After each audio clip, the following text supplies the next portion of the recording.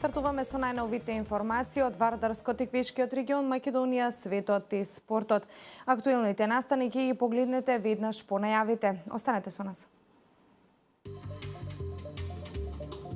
Граѓанската иницијатива Будење се противи на идејата за стратегијата за бегалци во Неготино. Реализирани неколку проекти за подобрување на водоснабдувањето во општина Неготино.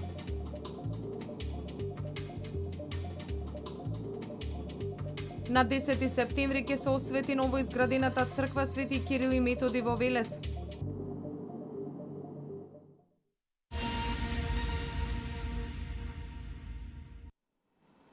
Граѓанската иницијатива Будење се противи на идејата за стратегијата за бегалци во Неготино.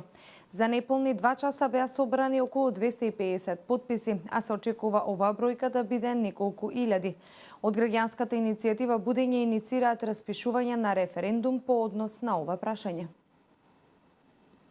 Граѓаните на Неготино, обединети под граѓанската иницијатива Будење, отворено се спротиставуваат на идејата за населување на мигранти на територијата на општина Неготино. За неполни 2 часа беа собрани околу 250 потписи, а се очекува оваа бројка да биде неколку илјади.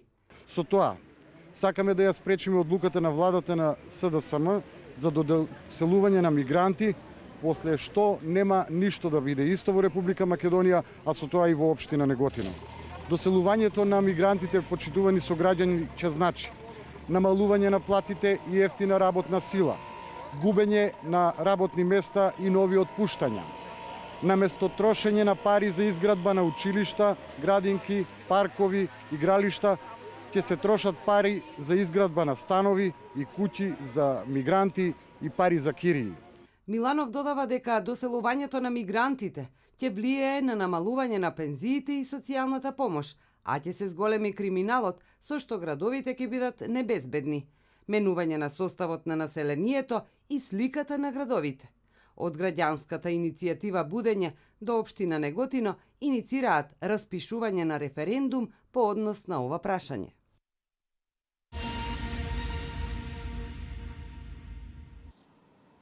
Реализирани се неколку проекти за подобрување на водоснабдувањето, рече на денешната пресконференција Ване Јаневски, советник во Советот на општина Велес од ВМРО-ДПМНЕ. Изградени се, рече, нови резервоари за вода во селата Пепелиште и Тимјаник. Во сите овие проекти, додава Јаневски, лежи и одговорот каде се потрошени општинските пари. Наветувањата и изјавите на СДС не треба воопшто да им се верува, рече на денешната пресконференција на ВМРО-ДПМНЕ од Неготино Ване Јаневски, советник во Советот на општината. Причината за тоа е што се што кажува СДС е една голема шарена лага. Рекоа дека нема да се реализира тиранската платформа, а го донесоа законот за јазици за двојазична Македонија. Пензионерите наместо континуираното зголемување на пензиите од 5% кое што го добиваа од владата на ВМРО-ДПМНЕ, сега ќе добијат покачување од само 1%, потенцираше Јаневски. Работниците се уште ја чекаат минималната плата од 12.000 денари, а просечната од 30.000 денари. Ама и од тоа ништо и покрај секојдневните енормни задолжувања на владата на СДС. Вакви негативни примери има многу, а еден од нив е и реакцијата на потпаролот на општинската организација на СДС Диме Витанов дека Македонија ќе биде само транзитна земја за бегалците, не знаејќи дека во стратегијата за бегалци, предложена од владата на Зоран Заев и министерката Царовска, јасно и децидно стои дека во Македонија се планира да се градат нови бегалски кампови. Што се однесува до водоснабдувањето во Неготино, тоа е повеќе децениски проблем со кој што се соочуваат граѓаните на општината, рече Јаневски. Проблем за кој што ниедна локална власт не превземала конкретни мерки за негово решавање, се до доаѓањето на градоначалникот Ванчо Апостолов, кој што го започна решавањето на овој исклучително сложен и комплициран проблем, кој што не се решава преку ноќ и за кој треба стратегија за негово постепено решавање, потенцираше тој. Колку за потсетување на граѓаните на општина Неготино, најпрво се изврши хидраулично регулирање на притискот на водата за пиење, со кој во водоводната мрежа се вратија огромни количини на вода кои претходно се губеа поради пукање на повеќе од 70 години старите водоводни цевки.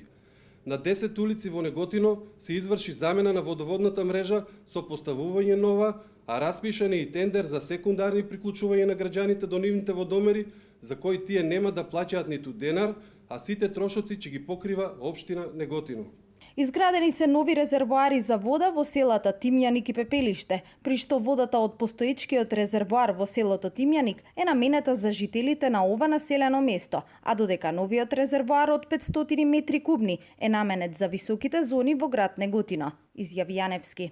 Заменета и водоводната мрежа кај село Дуброво во должина од 2,5 километри, а се надгради и паралелниот систем во градот и се изгради нов за жителите на село Криволак. Се откриваат диво приклучените граѓани кои не плаќаат вода и им се поставуваат водомери, како и други активности со кои ние како партија и градоначалникот Апостолов ги реализираме со цел граѓаните на општина Неготино да имаат подобро водоснабдување. Во сите овие проекти лежи и одговорот каде се потрошени општинските пари, само во проекти за доброто на граѓаните, како што работела и ќе работи ВМРО ДПМНЕ. Се што е ветено е остварено, беше Дециден Јаневски.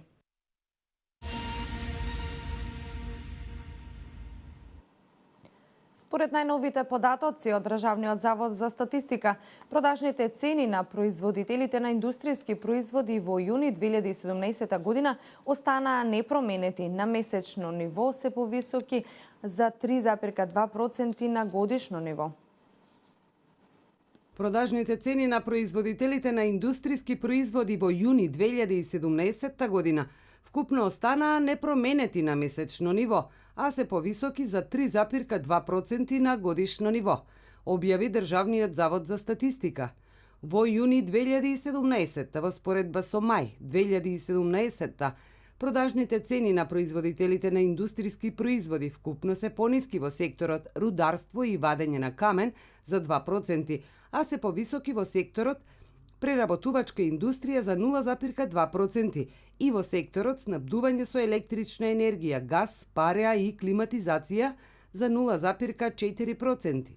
Во јуни 2017, во споредба со јуни 2016, продажните цени на производителите на индустријски производи вкупно се повисоки во секторот рударство и вадење камен за 14,8%, во секторот преработувачка индустрија 2,3% и во секторот снабдување со електрична енергија, газ, пареа и климатизација за 1,1%, објави статистика.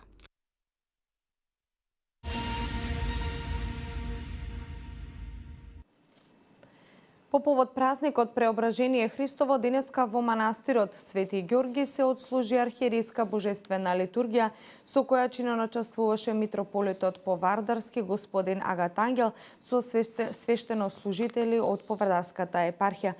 Мартина Мајтков има повеќе за ова. Со архиерейска божествена литургија денеска беше прославено преображението на Господ Исус Христос во манастирот Свети Ѓорги во Неготино. Со литургијата која започна точно во 8 часот, чиноначалствуваше митрополитот Повардарски господин Агат Ангел заедно со повеќе свештенослужители. Верниците се помолија за своето здравје и за здравјето на своите ближни. Преображение Господово е еден од оние 8 големи Христови празници, кога според народното верување во зора почнуваат да се преобразуваат и гората и водата, најавувајќи ја идната есен. Кај луѓето на преображение се случуваат промени, кои преку летото поцрнел почнува да белее. На преображение и небото во глува доба 3 пати се преобразува. Поради заладувањето на времето се верува дека на овој ден се преобразува природата. Лисијата на дрвијата почнуваат да венеат, а и водата станува студена, поради што на преображение луѓето за последен пат се бањаат во водите. Според народното верување на овој ден за прв пат во годината се бере грозје и се носи во црквата каде што свештеникот по молитвата го благословува. Па така и денеска, по завршетокот на литургијата, а во согласност со многувековното богослужбено предание на манастирот Свети Ѓорги, архиепископот го благослови принесениот гроздов плод.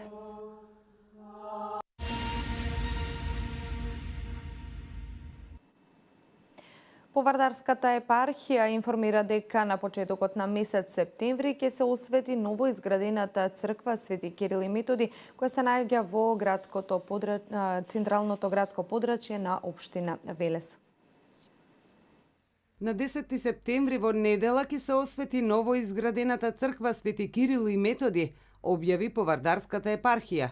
Според најавите, ќе се одржи света божествена литургија, а ден претходно ќе се одржи вечерна богослужба збогатена со уметничка програма.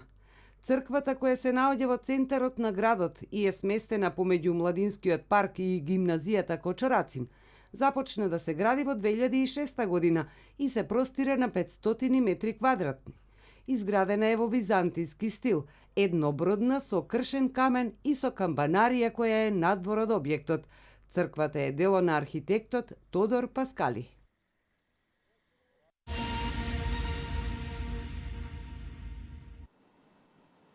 Четириесет години сатира и промоција на збирката Афоризми изгоревме под сенка од авторот Атанас Крлевски. Велешката публика вчера вечер уживаше во пишаниот збор на повеќе велешки поети, членови на Друштвото на писатели Кочорацин од Велес. Промоција на новата збирка Афоризми насловена Изгоревме под сенка од авторот Атанас Крлевски вчера вечер промовирана пред велешката публика. Воден од секојдневието и настаните кои се случуваат, за Крлевски афоризмите представуваат радост и задоволство. Збирката Изгоревме под сенка е негова пета во низата афоризми. Во сите книги афоризмите ги пишувам во 3 циклуси. Првиот циклус е афоризми за човекот, вториот е афоризми сатирични, односно политички афоризми за политиката и третиот дел е за жената. Афоризмите не се баш така лесен жар за пишување и треба доста да се размислува пред да се напише еден афоризам. Значи имам еден афоризам за афоризмите кој кажува, значи афоризмот е кратка мисла за долга размисла. Оригиналноста во пишувањето на афоризмите беше предизвик да пишувам за Атанас Крлевски, вели Ана Рингачева.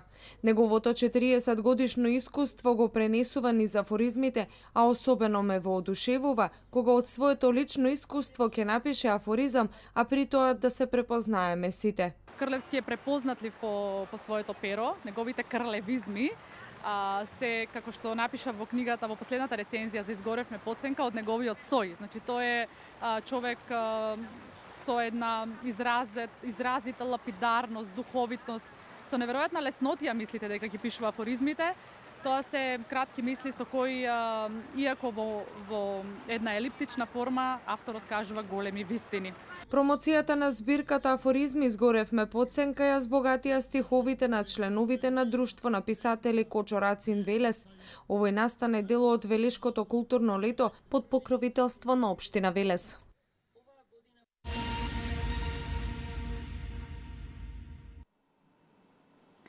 Со македонската премиера на документарниот филм Со љубов, снимен по сценарио на Атанас Георгиев и во режија на Илија Цвитковски, вечер ќе биде отворен 8-миот фестивал на креативен документарен филм Македокс, кој ќе се одржува до 25 август во и на платото пред Куршумли Ан во Скопје. Посетителите ќе може да погледнат 68 филмови во 5 сегменти. Главна програма, нови автори, кратки филмови, студентска и детска програма. Во продолжение вести од земјава. Според председателот на Република Македонија Ѓорѓе Иванов, крајно време е да се зголеми буџетот на армијата на Република Македонија, затоа што пред неа стојат големи предизвици и задачи. Тој ова го истакна во својот говор по повод Денот на Арама. Како држава постојано ја нагласуваме нашата посветеност и подготвеност да бидеме дел од НАТО. Но ако сакаме да ги користиме привилегиите, мораме да ги поднесеме и одговорностите. Членството на Македонија во НАТО подразбира и буџет на армијата соодветна на НАТО, а тоа е минимум 2% од буџетот на државата, рече председателот Иванов. Потенцира дека освен буџетот, потребни се и реформи и оти системот за национална безбедност мора да бидат во согласност со стратегијата за одбрана која треба да се донесе до крајот на оваа година. Нема универзален систем за одбрана, сеопфатен текст на законите за модел на национална безбедност. Секоја држава има закани и интереси кои треба превентивно и проактивно самостојно да ги менаџира, порача Иванов, во однос на улогата на Арама во поддршката на кризниот менаџмент, во справување со природни непогоди и загадувања. Иванов ги потсети органите на државната власт на нивната обврска да ја почитуваат законската оправданост за учество и употреба на Арама во отстранување на последици во прогласена кризна состојба.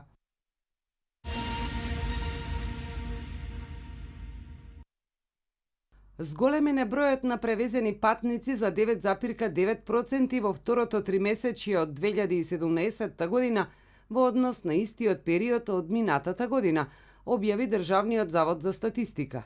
Според видот на превозот, бројот на превезени патници во градскиот превоз е зголемен за 7,7%, во приградскиот превоз 12,5%, во меѓуградскиот превоз 13,2%, додека во меѓународниот превоз е зголемен за 17,5%.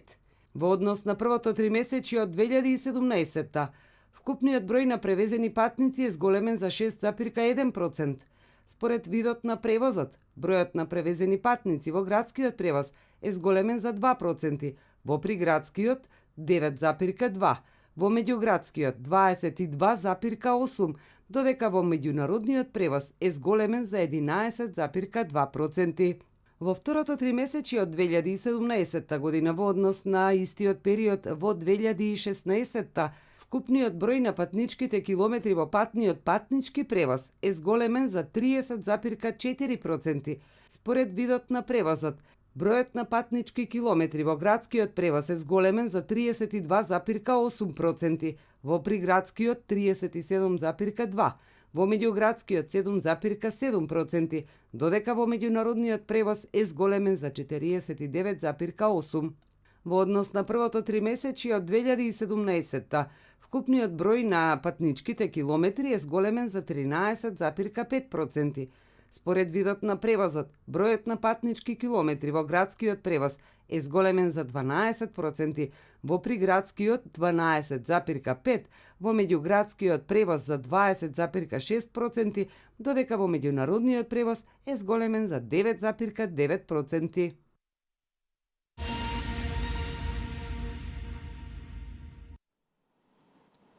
Најмалку 6 лица се повредени, меѓу кои едно бебе, откако автомобил влета во една продавница во трговски центар во Сиднеј, јавуваат локалните медиуми. Полицијата соопшти дека овој инцидент го третира како незгода. Една жртва со тешки повреди е префрлена со хеликоптер во болница. Како што велат очевидци, возачот на автомобилот останал на местото и соработувал со полицијата. Вести од светот во продолжение. Канцеларката Ангела Меркел на настан на незината Демохристијанска унија во градот Херфорд изјавила дека германската влада нема да трпи обиди за мешање во предизборната борба, пренесе ТАС. Нема да трпиме какви и да било мешање, изјави Меркел, подвлекувајќи дека сите германски граѓани, вклучувајќи ги и оние од турско потекло, имаат право слободно да изберат една или друга партија. Германските политички партии беа прогласени за непријателски кон Анкара и Турција од страна на турскиот председател Реджеп Тајип Ердоган и ги повикал да не гласаат за непријателите на Турција. Според шефот на германската дипломатија Зигмар Габриел, коментарот на Ердоган е грубо мешање во внатрешните работи на Германија.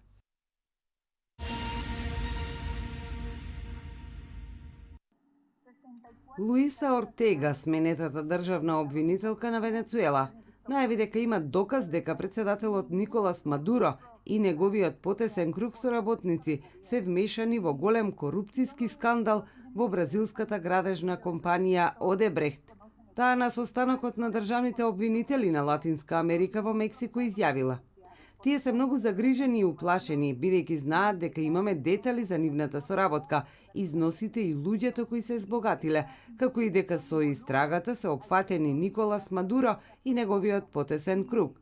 Ортега беше сменета на почетокот на август, а претходно нејзината канцеларија беше обколена од припадници на Националната гарда. Тоа се случи на еден ден откако Ортега, како што тогаш јавија британските медиуми, од судот побара да нареди одложување на инаугурацијата на неговото уставотворно собрание, за кое претходно процени дека власта ги лажирала изборите за делегати во оба тела.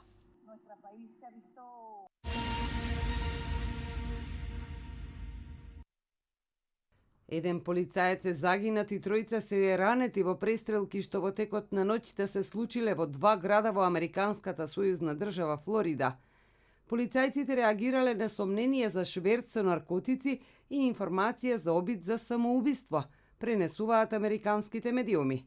Според соопштението на полицијата, во градот Кисими, еден полицаец е убиен, а друг тешко ранет.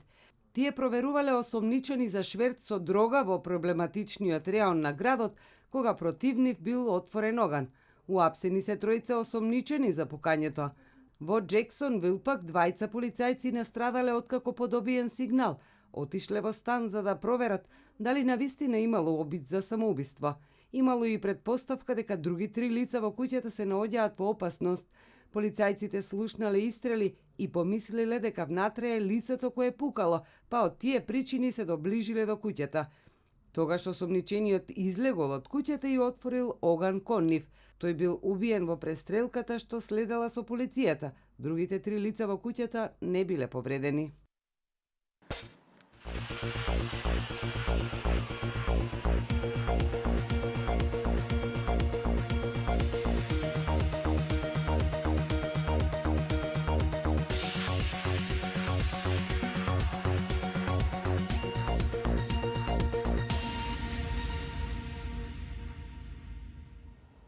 И денеска имавме сончево и топло време со мала облачност и слаб ветер од променлив правец. УВ индексот има вредност 8. Утринската температура се движеше од 13 до 19 степени, а дневната температура од 32 до 39 степени. Топло ќе биде и утре, но во попладневните часови ќе има зголемување на облачноста, а кон крајот на денот и ноќта кон понеделник оваа облачност ќе биде проследена со локален пороен дожд и грмежи.